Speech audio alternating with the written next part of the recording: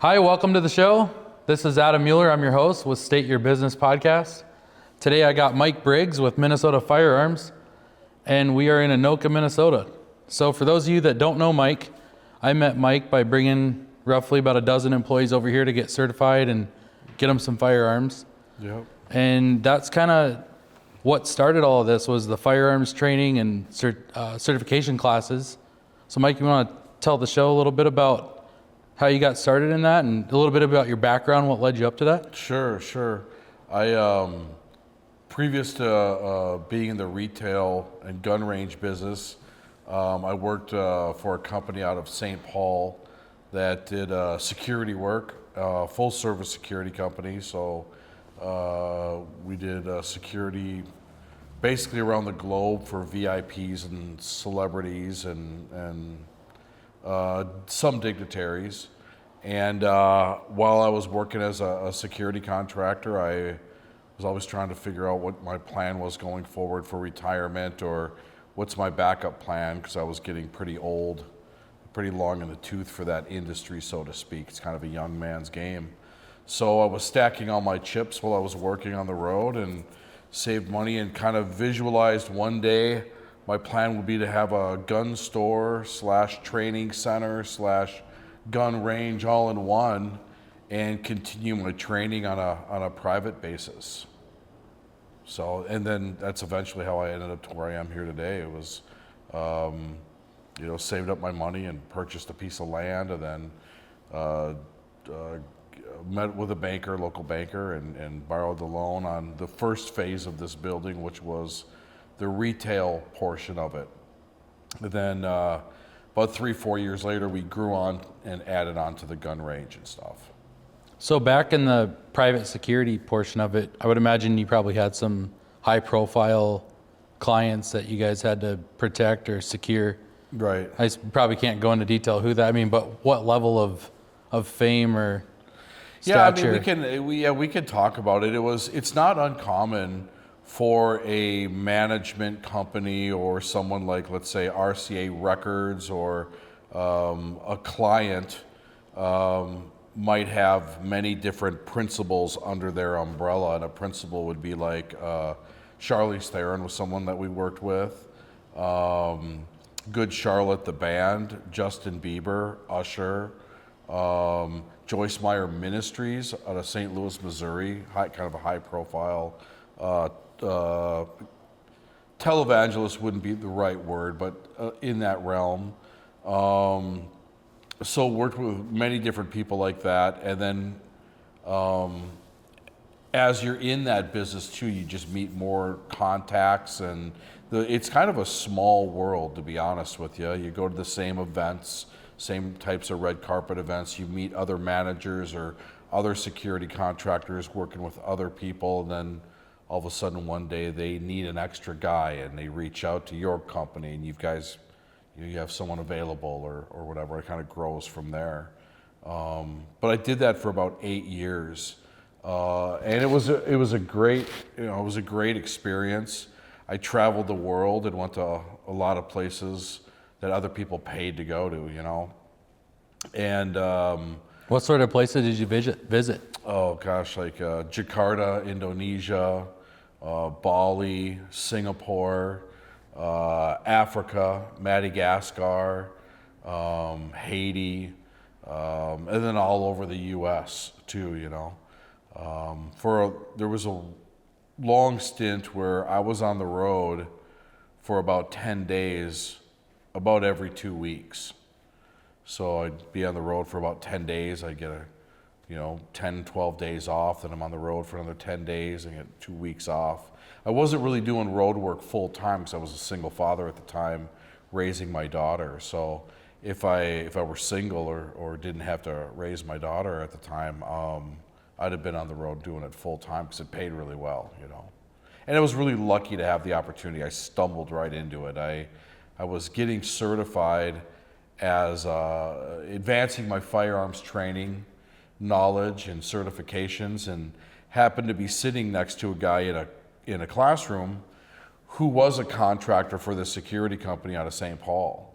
And we just kind of hit it off and became friends. And, you know, he's asking me, what do I do for a living? And at the time, I had an FFL license, and I was doing a lot of permit to carry training and hunter education training for kids. And he was a big gun guy, so we thought the FFL licensing was super cool. Then I asked him what he was doing for a living, and he was a security contractor. And at that time, his primary principal was the Hill family out of St. Paul, James J. Hill, Louis Hill, and his wife Catherine, to be more specific. Okay.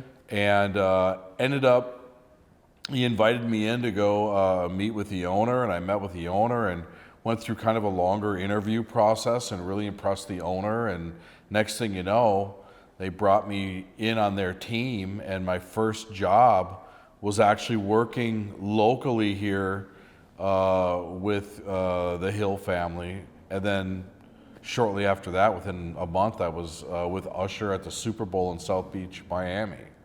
And then right from there, it blew up. And then Usher ends up signing Bieber.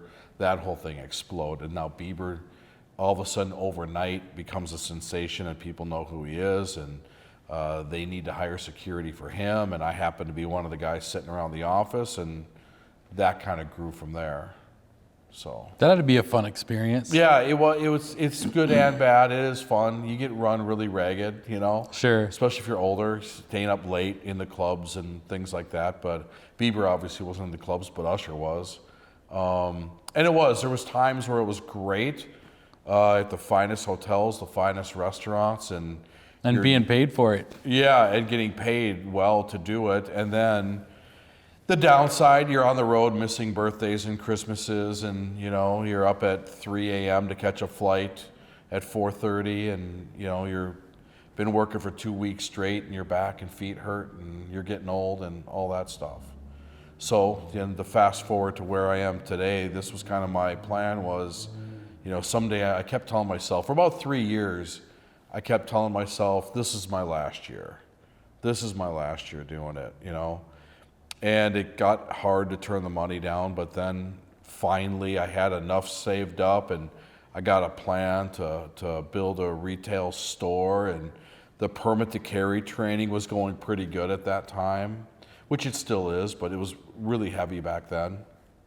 And the timing was right, so it was just all about the timing.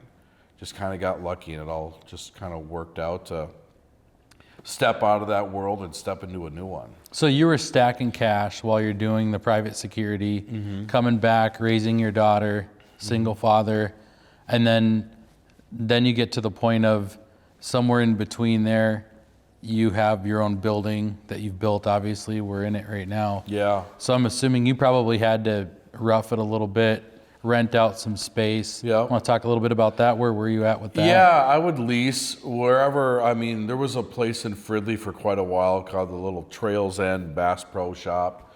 I leased the back corner of that, and I would, you know, and even prior to that, I'd lease little strip mall places or something, and I'd be open when I was in town. But that Trails End Bass Pro Shop worked out pretty well because they ran a fishing store, bait shop out of it. So there was, you know, the owner was there that owned the building and the store, and his employees. So I could be gone on the road, and there'd be a little mini gun counter in the back, and they would kind of cover that gun counter for me if there's guns sold or whatever. And then when I would get into town, I would teach some permit to carry training classes there. And then I moved on from there and came downtown Anoka because that place kept getting broken into. I kept losing firearms there. It was in a tougher neighborhood, and there was some known gang activity not far from there. So Yeah, you had some Chicago activity yeah, there. some Chicago gangs were living in a motel, like literally almost behind the building. So had to move away from the area after being burglarized a couple of times, and ended up in Anoka here. When I ended up in Anoka, I saw this site and started working on trying to make it a goal to buy this old gas station that was closed up here while I was leasing downtown Anoka. And that storefront down there was open when I was in town. So when I was in town, it was open for a couple weeks. we teach classes out of there and sell some guns here and there, but it was kind of spotty because it really wasn't a full-time job. It was a part-time job when I was in town, which is kind of a really hard way to run a business, you know, but I just did the best I could with it. And then I eventually grew a little bit with that, I had more of an employee presence. 4, 5, 6 days a week we'd be open. And then eventually we broke construction here and opened this location up. When was that? That would have been the fall of 2017. And that's when we kind of officially now 7 days a week we're open and we've got a staff here. What was here before this building? Sinclair. Okay, what was that like? I know they have a lot of hazardous material issues when it comes to real estate transferring over. Yeah, buying any gas station, you know, there's soil testing that's got to be done. If there's a contamination, that's got to be dealt with. And we ran into that same thing here. And I wasn't smart enough to know that at the time. I just knew I wanted the location and the price was kind of right. So yeah, I purchased the building, paid to have the inspections done in the building for asbestos and removed the asbestos, and then demoed the building, and then removed the parking lot. And then after we removed the parking lot and dug the site to prep the site for construction, we ran into contaminated soil and did testing there and took care of the contaminated soil, which is pretty expensive to remove the soil. So, I would imagine. yeah, and we were lucky it wasn't a big spill. It could have been a catastrophe kind of a deal, but it ended up being a few $1,000s inconvenience. It wasn't a big dump truck load. Who'd you use for that? Sauter and Sons. Okay, local? Yeah, Tom Sauter is one of the sons from Sauter and Sons. It's a family business, been around for a few generations and really well known in the area. And I'll have to get them on the podcast. yeah, does Good a experience? great job. Oh yeah, he's a great character too. He's old school cowboy, you know. But they're dirt guys, dirt workers, you know, driving big bobcats and big front end loaders and stuff, and do outstanding work, you know, outstanding guys. That's awesome. And Yeah. then, so you got that all excavated out? Got all excavated out, got the construction done, and the original first phase was just this Rambler you're sitting in now, which is about a 3,000 square foot shell. And we kind of split that in half. Half of it was retail sales floor, and then the other half was kind of classroom. And it was sort of inconvenient, but somehow we just made it work. It just worked for us. So none of the students ever minded or complained about it. They'd come in for a permit to carry class, looking at the big screen TV, following the instructor-led PowerPoint. And then we were using a local range that was about 5 miles up the street. We'd call the range, make appointments, and bring all of our students up there and do a live fire, and you know, made it as good as we could for them, and took best care of them, and really respected their time. Tried to make it efficient for them and organized, and we did a really, really good job at that, and our business started growing from there. You know, we were getting good reviews, we were getting good referrals, so things went really well.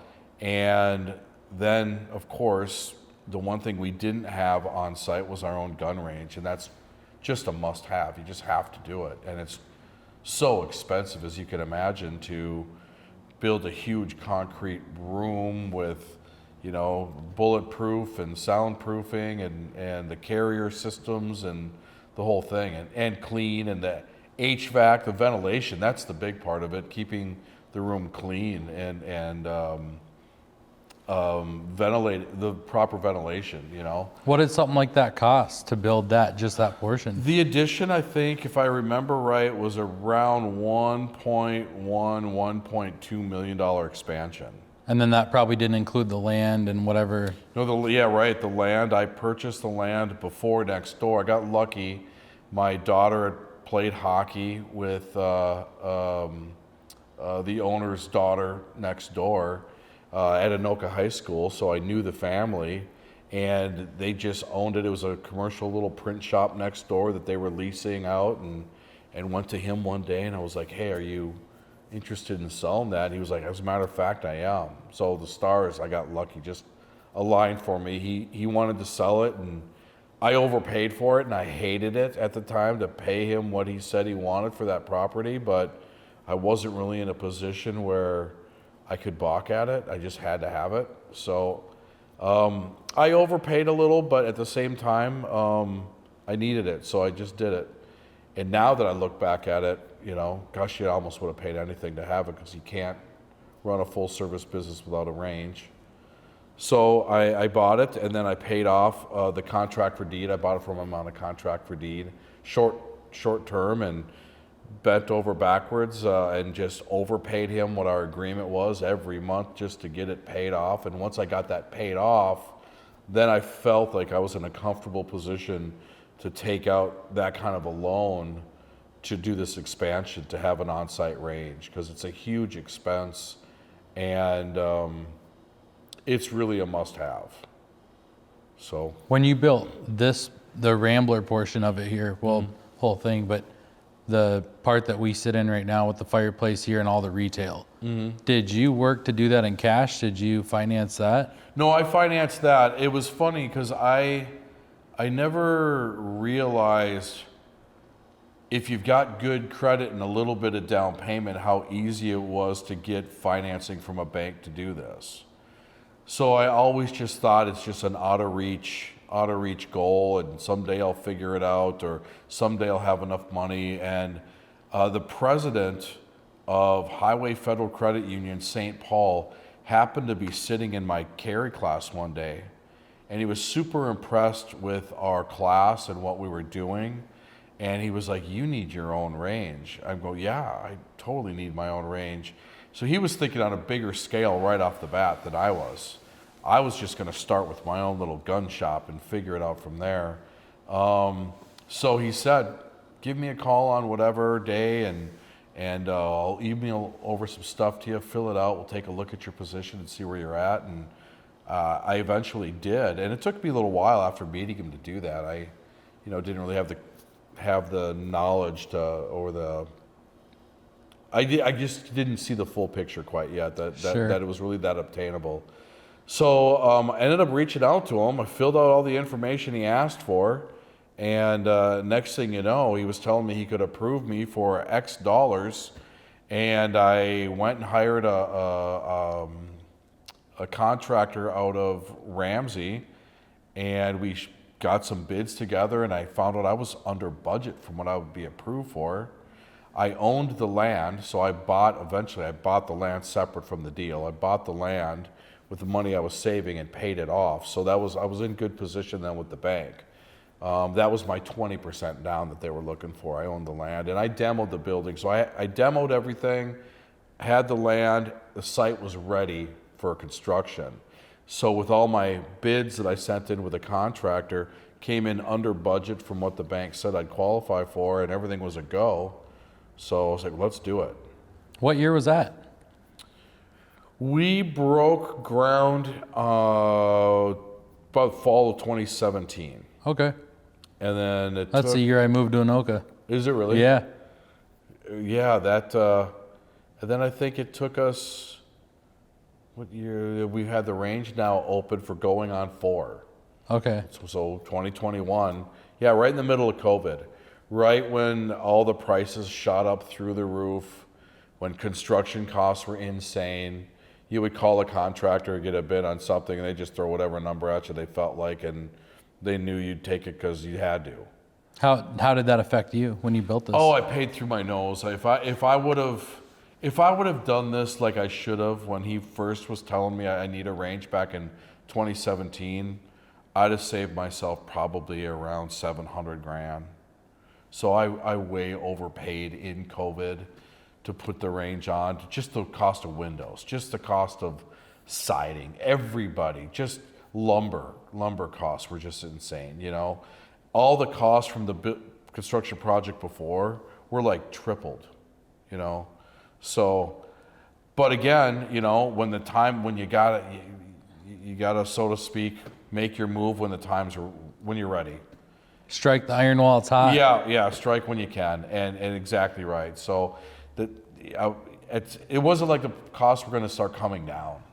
you know. And even now, I'm not even sure how much construction has or hasn't come down now. Maybe has a little bit, but you know, I don't think things have changed a whole lot. And now with the cost of tariffs and steel, who knows where costs are going again. So I did it, and now I don't regret it. Now I'm glad I did it.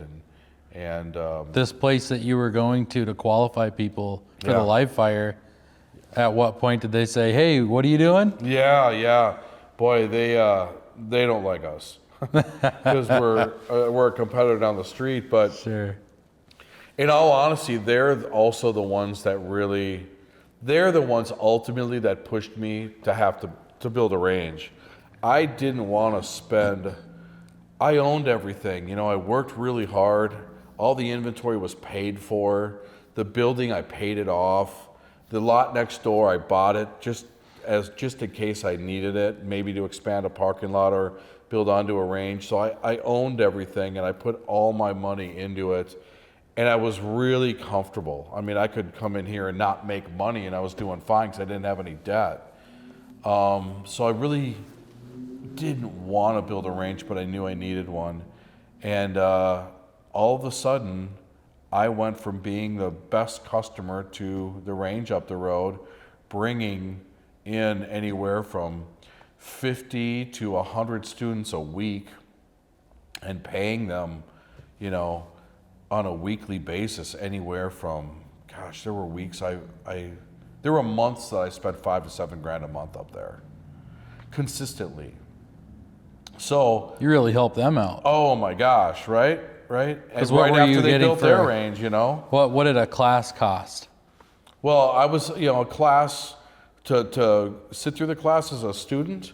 At that time, before COVID, back then, when I didn't have a range, I didn't have a lot of expenses. I was doing like 2-for-1s, you know, 2 people for $99. I would run that for a short term, and then expire it, and then $99 per person for class.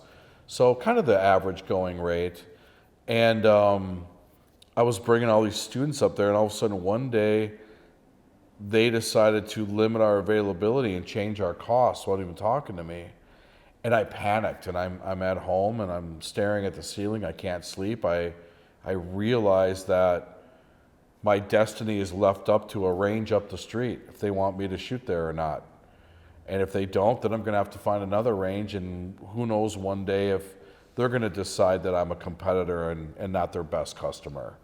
So I went from being their best customer to their competitor overnight, and made up my mind. I'm building this range now. So I went to the city, and I got with a lawyer, and we figured out how to rewrite the city code and go in front of the city council and apply for a conditional use permit to allow for this use in this zoning district.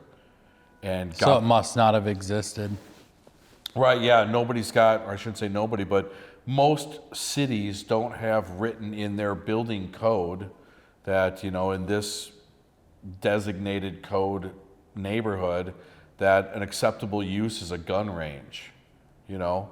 So we submitted for a conditional use permit in this zoning to have a gun range, and we met their conditions at the city, which was really about safety and noise. And got that approved. Did some of that have to do with how you build the gun range? Yeah, well, I hired Range Systems locally here, who builds ranges across the United States and actually around the world. They build it for the military in Afghanistan and Wow. Iraq and all over the place. And they're local? Yeah, they're local. And I had them come to the city councils with me. And they showed with schematics and pictures and statistics, the decibel levels and the materials, and showed the city council how they certify it as a safe range, and took care of that obstacle. So now it was just a matter of building it, got it approved, got it all approved, and started construction on it. And the next thing you know, the range up the street is, what are you doing over there? We're building a range. You know, they, you know, jacked with our prices and costs, and, you know, didn't really even have the decency to have a conversation with us. And I was like, well, I wish I could have gone on forever having this great relationship and paying you a bunch of money and just using your range on an appointment basis, but here I am. So my back was against the wall. They scared me. So now I built a range, and now we're a competitor range 5 miles down the road at the intersection that you would turn off to go to their range. We're right here. So they'll advertise like on Highway 10 occasionally on billboards and stuff, and people will turn this intersection and come right over to our shop by accident. So I guess it worked out, you know. So when that happened, there had to be some sort of a gap between the time that they said, hey, you can't shoot here anymore, right, and the time that you opened. Right. What'd you do?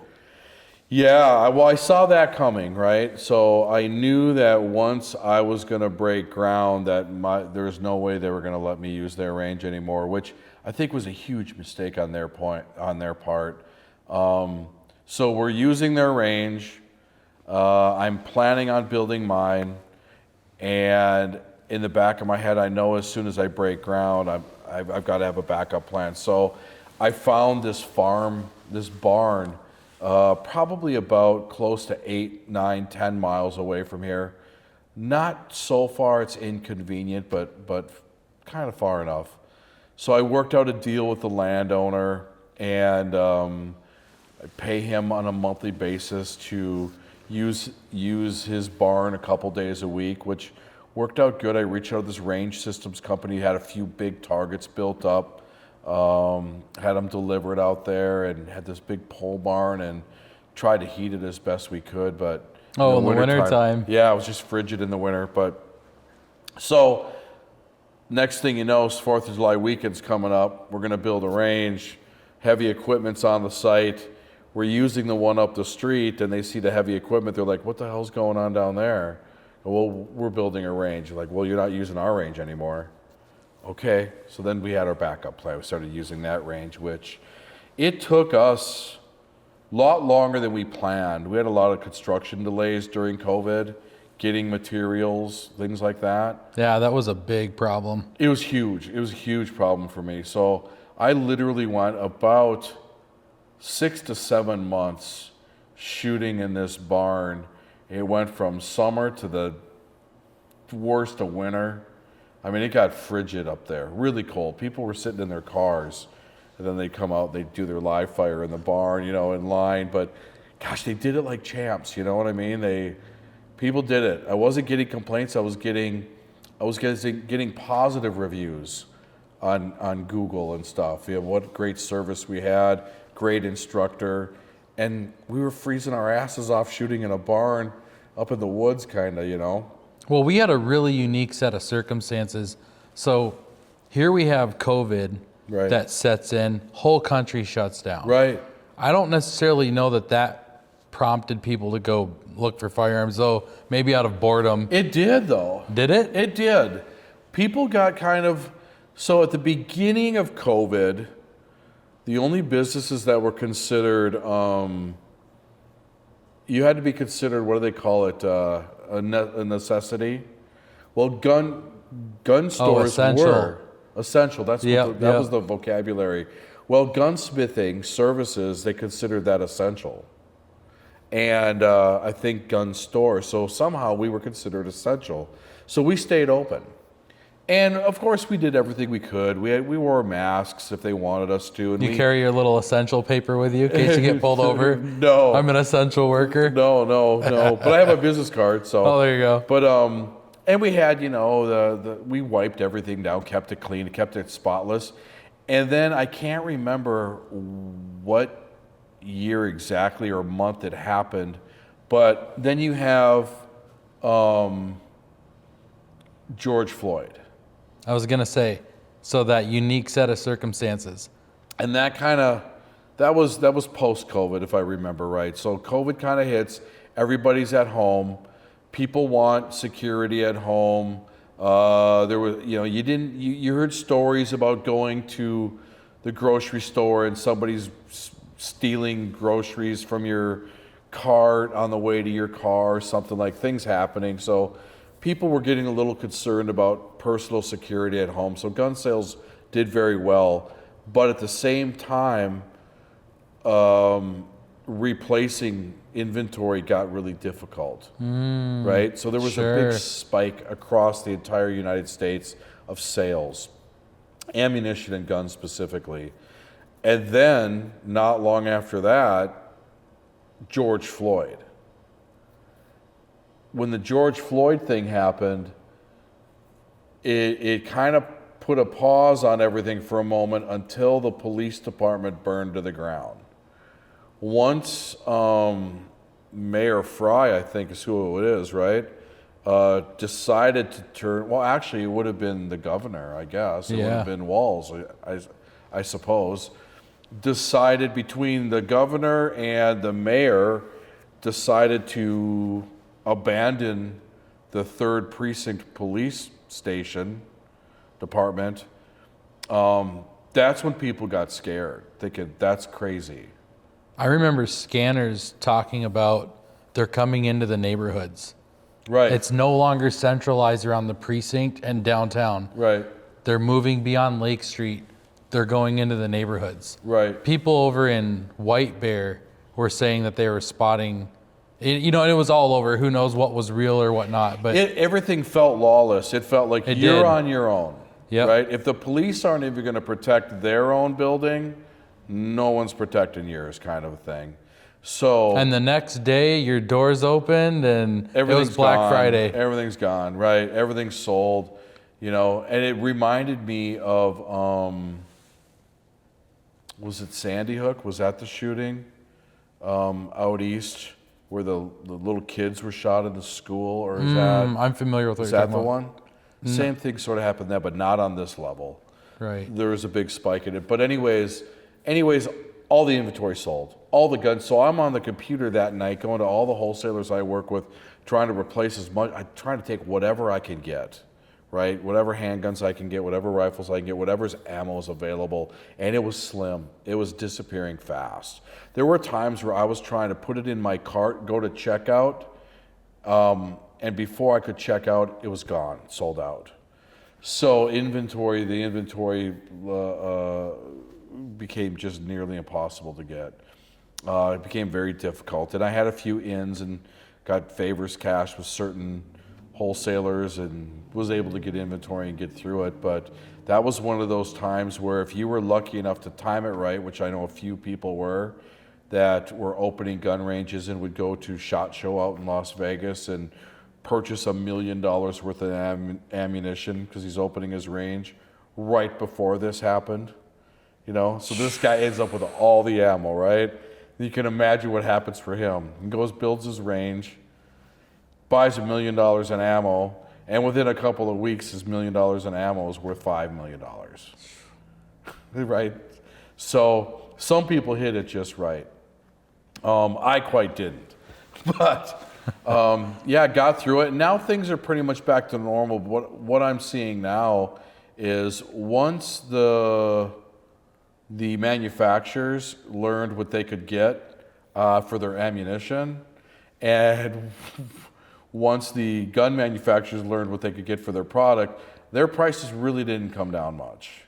They kind of shot up, and they've backed off a little bit, but they're pretty high still. So the days of buying a box of 9mm ammo for $7-8, 50-round box is long gone, or 22 ammunition. You used to be able to pick it up for $4 for a 100-round box. That's long gone. 20-cent 5.56. Yeah, right, yeah. So, but it's just a different world now. Everything's expensive. I mean, even eggs, whatever it is. Similar to your construction situation. Some of that stuff, you're right, it did come down, but it didn't come down 50%. No. Like a deck. I put a deck on my house not long ago. I remember the first deck I put on my house up here in Ramsey. What year was that we moved into it? 2005 or 4. Put on a huge, monstrous deck. And at the time, it cost me like $10,000. Thought it was the craziest amount of money. Put on a deck half that size for $60,000 here recently. Just decking prices are insane. Is that contracted out, or is that materials? Local, yeah, that's contracted out. Okay. That's cost and installation. But yeah, it's, a pretty normal deck on my house was just south of 60 G's. Wow. Right? Isn't that crazy? But that's what it costs nowadays to put a deck on a house. So everything has kind of exploded in price. So then you got this building's built. Now you got the range. Range is up. Yep. And then COVID hits. What year did that get completed? Would have been 2022-ish. Okay. So, yeah. You got a little bit of the craziness behind you, I guess. Yeah, I was lucky. Yeah, 2022. Yeah, that's about right. So, yeah, so things started calming down. We got our own range, and now it's just a matter of getting back to work and doing what we do best, which is our niche here is really teaching the permit to carry class. That's really what we've excelled at for a long, long time. We've been doing permit to carry training since like 2008, give or take, 2007, right in there sometime.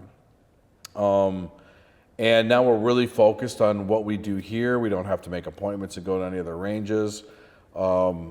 We're really passionate about teaching you the law, what the law really says, showing you what the statute is, what the case law says, and translating that for you, and not interjecting personal opinion and telling a bunch of bullshit stories, and making best use of your time, making sure you clearly know how not to get in trouble with a gun, which I believe is one thing that separates us from the competition is, we're not going to try to stand in front of you and tell you how great we are with our handgun. We're going to make sure that you're comfortable in our facility. It's a beginner's course. You don't need to be an expert to pass the course. You need to have some common sense and handle your firearms safely. I know some of the ranges that I've been to, they get a little bit snarly if you seem like you're a person. If I bring a buddy that hasn't shot before, right, which most of my friends have, but let's just say, if you were to bring me in somewhere and, I'm like, hey, it's my first time, you almost get some dirty looks. Yeah, you ever experience that? Yeah, I experience that all the time. I've seen it a lot. That's kind of the gun culture in a lot of these ranges where I think they, once someone straps a gun on their hip and puts tactical pants on and combat boots, for some reason, they think they're a little elevated, and you kind of run into that when you run into either, these larger ranges or stuff like that. But, they're losing sight of what's important, and what's really important is the growth of the business, the new customer, the beginner, and having long-term relationships like that. Because everybody was a beginner at some point, and to walk in and people are really intimidated when they're not really comfortable with guns to come into a gun store or a gun range and want to talk about it with someone. They don't want to be embarrassed. They don't want to be belittled, and they want to be safe, but they have a curiosity about it. They either have a curiosity about sport or self-defense or carry laws or hunting, even kids hunting, education. So we haven't forgotten that. We go out of our way to make sure that everybody that comes in gets acknowledged, they're comfortable. It's a low-stress environment. We're not here to sell you anything. The product, if you know what you're looking for, kind of sells itself. And our job is to try to fit you with the right tool for your purpose. And then on top of that, to make education and training available to you, if you need that or if you're interested in that or whatever the case is. And that's our big motivator. That's our big drive. That's what really separates us from everybody else out there. We've got a wide variety or a diverse variety of inventory, from hunting firearms to sporting to ARs to handguns, mace, whatever that you're looking for. Yeah, that was going to be one of my questions is what separates you, what makes you stand out. And you already touched on that. Yeah. I guess, would you mind sharing a little bit about the background of the team that you've built? Yeah, I've been super lucky with our team where the right people have just come across my path. And it seems like when I'm trying to advertise for a position, you just never know who you're getting. You're lining people up, and somebody can interview great, but then maybe they don't work as well, or vice versa. But Josh Cortez is our general manager here, and he just ran into him, and he came in here as wanting to be a conceal and carry instructor, an outside instructor, which we do that too. We train guys, and they start their own business and do outside training. And he just fit the mold and has become our trainer in-house, and now he's worked his way up to our general manager here, does private instruction, former Marine Corps veteran, unbelievable patience, and just has a knack for communication and listening to people and teaching and training. So he's outstanding with that. And I would say, gosh, probably 70% of our 5-star reviews on Google are because of him. And then our gunsmith, we have a legitimate on-site gunsmith who's went to gunsmithing school and is being trained by a couple of elder gunsmiths. It's kind of a dying profession, so to speak, but he's donated or he's put all of his time into really becoming a well-respected gunsmith. And Nate does a fantastic job for us. And then Caitlin, has gone to, she's our firearms manager here, kind of manages all the paperwork behind the scenes, compliance with ATF, booking out inventory properly. She went to,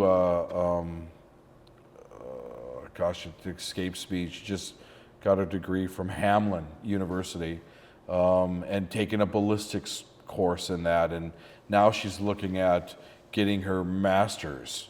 So she excels in all the different laws and all the different paperwork. So everybody's got kind of a niche as to what they do, and everyone's cross, trained to teach, not only teach the class, assist in gunsmithing stuff with Nate, or sales and compliance. So everybody is cross-trained to do everything in here. And then what about if people wanted to come in and go, say they wanted to step outside a little bit and get something that's not, off the shelf available. They want to get a suppressor, maybe they want to get a full auto, a SAW or a 240 or a Browning. Yeah. I've even forgot about the silencer part of our business, which is a large piece of that business. So, yeah, we've got everything from silencers to we don't have any full auto guns in store, but we do have a license to deal in that. So if somebody is interested in pursuing that, we can show them how to get the right licensing to own that. And do probably 5 to 7 suppressors a week out of here. We do quite a bit. So as I was speaking about Josh earlier, he's well versed on all the new suppressors that are out there right now and what's kind of hot, why this one's super popular, or which one's easier to clean and which one's quieter and whatever. So yeah, we've got all of that available. That's awesome. Sounds like you've really put a lot of time into getting the right people in the right places. Yeah, right. That's a kind big of the part key. of it. And having people that you can trust, and then at the same time not micromanage them, trust them to do their own job. Giving that respect and letting them feel that letting them feel that they're valued in your everyday routine is super important. It's taking care of your people that you employ and respect them and help groom them to being the best they can do. That's the best part of the job, having somebody who can run the entire show. And what do you like to do for hobbies? How do you escape the busyness and the noise? Yeah. Myself, Because I see some animals on the wall. yeah, I love big game hunting. That's my passion. Elk hunting, bear hunting, fishing. Anything anything that's out in the wilderness is my passion. So I like planning trips, hunting trips to either Alaska, Canada, Idaho, wherever, and then planning that trip and getting my gear ready and getting my rifle or my bow or whatever, and taking a couple weeks off of just unplugging, shutting off the phone, and going somewhere where there's no signal. No phone, no signal. And you got a team that can run this place for you while you're on. Right. Having the right employees to run the whole show. That's the key part. Right. So, do you have anything coming up? Anything up the pipeline? Yeah, well, I'm leaving in 2 weeks to go to Alaska for bear hunting, black bear bear hunting in, where am I going? I can't even remember now. You said Alaska, Kodiak or No, next year I'm going to Kodiak. I'm going to Valdez? Valdez, right. Okay. Yep. And then I'm hunting in Idaho in the fall for elk. Southern or central or what part of Idaho?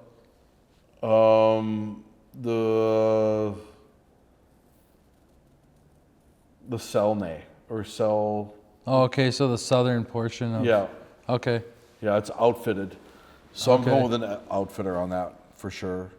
Most of what I'm doing now is outfitted.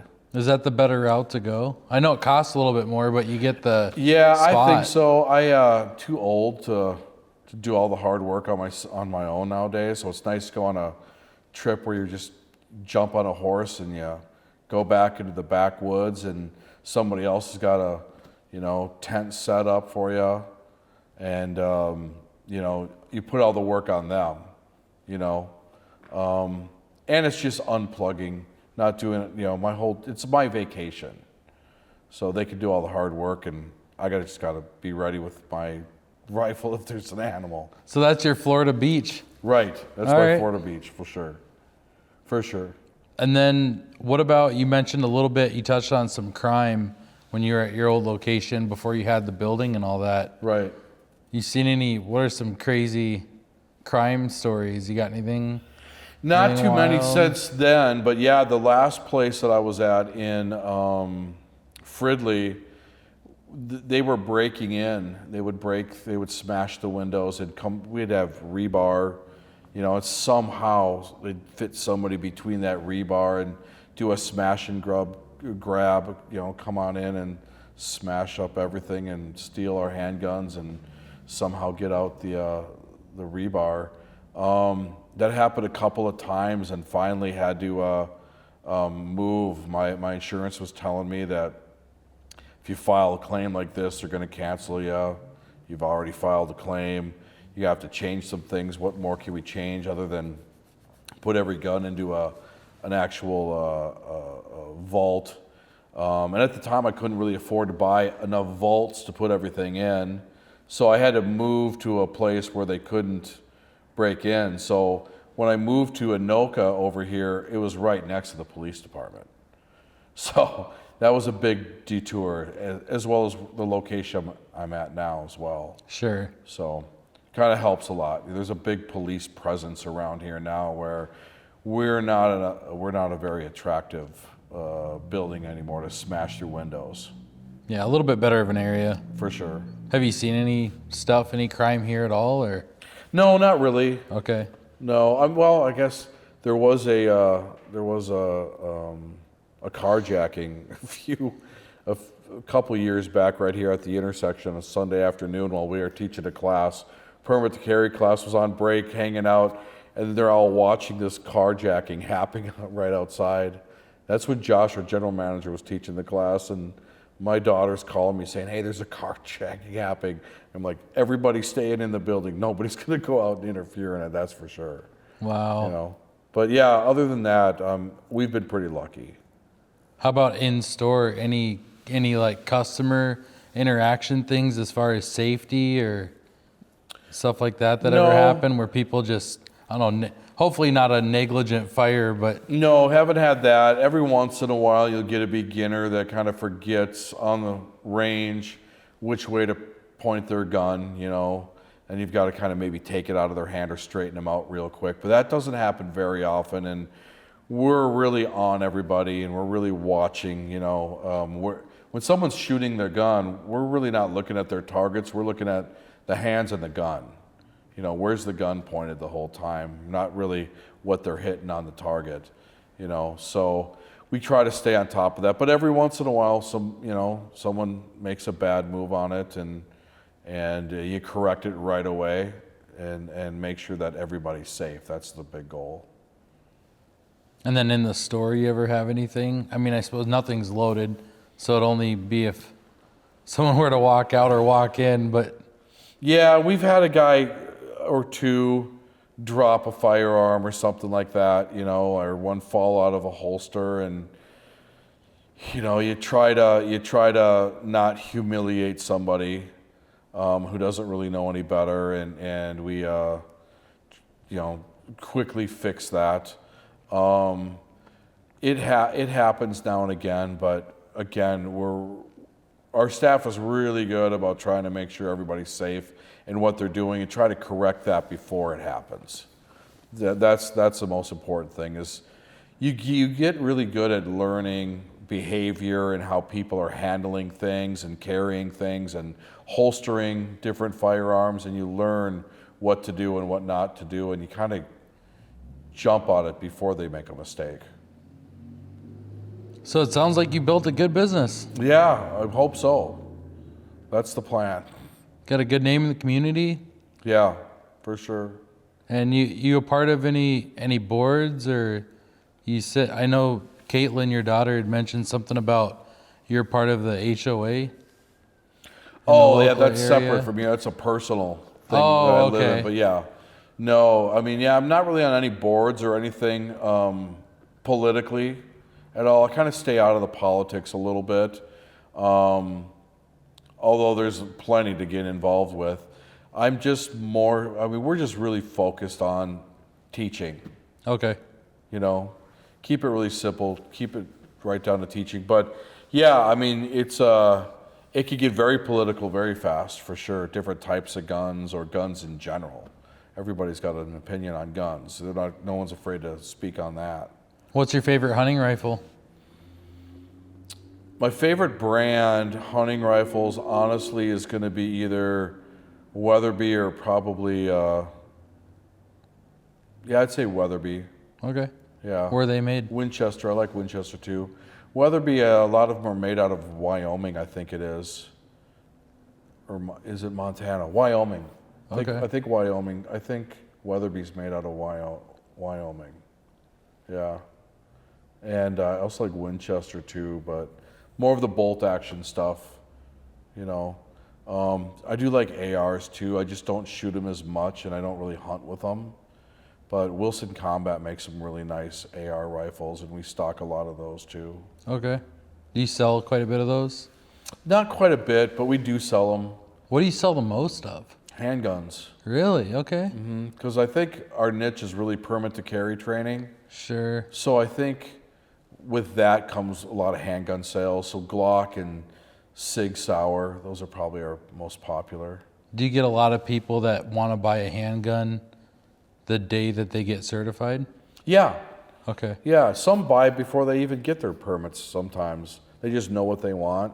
They'll buy it, and then before we transfer, we just put it in the back room waiting for them to have the right, permits or whatever. Sure. But yeah, you get a little bit of both. And then, you get collectors, you get first timers, you get people upgrading maybe. Someone, a new person carrying with a permit to carry starts with something that fits their budget more than fits their purpose. And then they kind of learn to trade that in to get something more expensive maybe. So starting with asking what they actually want to do with it probably goes a long way in that. That's what I try to do with them. I try to, make the purpose of the gun more important than the cost if you can. And I get how money's important, but if we can match you with the right gun, if you're looking to buy a gun to carry and defend your life with, you probably want to use something that law enforcement or military has proven works, rather than, for example, like, there's all different types of discounted guns out there, but you want to get something like Glock works great, Smith & Wesson works good, Sig Sauer, Springfield Armory. You kind of stay with the top brands that are making something that works. Something proven. Mm-hmm. Yeah, and it may not be the cheapest gun, but when it comes down to defending your life, who cares how much you're saving at that point? Sure. And then you get your range people. Mm-hmm. People are just looking for a range gun. Yeah, just having a first gun at the cabin or, shooting pumpkins or shooting in the range. That's different, right? Sure. Then you get your Tauruses or your Rugers or, whatever's popular at the time. What do you think the most expensive gun that you've had run through the store has been? I've had a couple of Wilson Combat handguns that have been excess of $4,000, $4,500. Okay. And then I've had a few old collectible Colts, like 100-year-old pistols, some really nice old Colts that have been pretty darn expensive too. Some, even to this day, we'll run into some of the original Kodiaks or the Python, or some of the Colt pistols that are more collectible. Anaconda is one of them. And those are expendy too. But I'd say the most average gun we sell is like a $600 Glock pistol, $599, somewhere in there. Perfect for a first-time purchaser too. All around, yeah. Yeah. All around. People that they may not have developed a flavor or a taste for what they like yet, and right, just getting into it. Right, for sure. Or just an everyday carry. Right, for sure. Yeah, exactly. So if you were to rewind the clock back 20 years, what advice would you give yourself? Build a range right away. Okay. Don't just figure it out. Build it now. Build it now if you can. One of the first things, but not to overextend yourself either. You don't want too much debt. I saw one of your interviews on which one was it? The last one. The towing. Yeah. Yep. And he hit it right on the head about not overextending yourself, not growing too fast. Oh yeah, over leveraging. Yep. Yeah, don't over leverage yourself. Save some money, put some of your own money into it, position yourself right with that first loan, get that one paid off before you get the next one. But at the same time, if you're starting your own business, whether it's a restaurant or whatever it is, you need your own building. You need the deduction. You need your own spot. So that's my advice: is figure out how to build it, and don't overextend. Yeah. For sure. Yeah, don't leverage up just because you really think you want it, need it. Right. Cash is king, man. Right. You got to have it. Right. To keep things floating. For sure. And a lot of people saw that during COVID. Right. I know it woke me up. Right. When you look around and 3 weeks goes by and you're like, man, nothing's moving. Right. What's going to happen? Yep. For sure. Not getting into heavy debt. Paying for stuff as you go. And that's what I did with the firearms too. I'd sell one gun, then I'd go buy two. I'd sell two, then I'd buy three. I'd reinvest everything I just did, and slowly grow. And I'm still slowly growing, If you were to walk into a lot of, I think, gun ranges and gun stores, we're not the biggest footprint, but we do carry quite a bit of stuff and we're pretty diverse in what we have.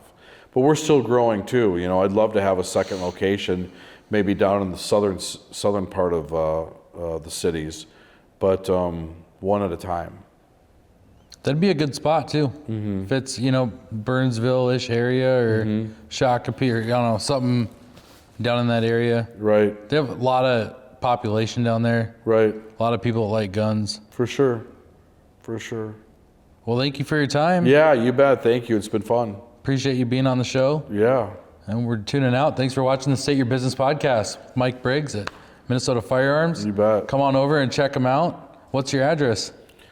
2520 North Ferry Street, Anoka, Minnesota, and the website is mnfirearms.com. Perfect. Great company to buy guns from and get your certification.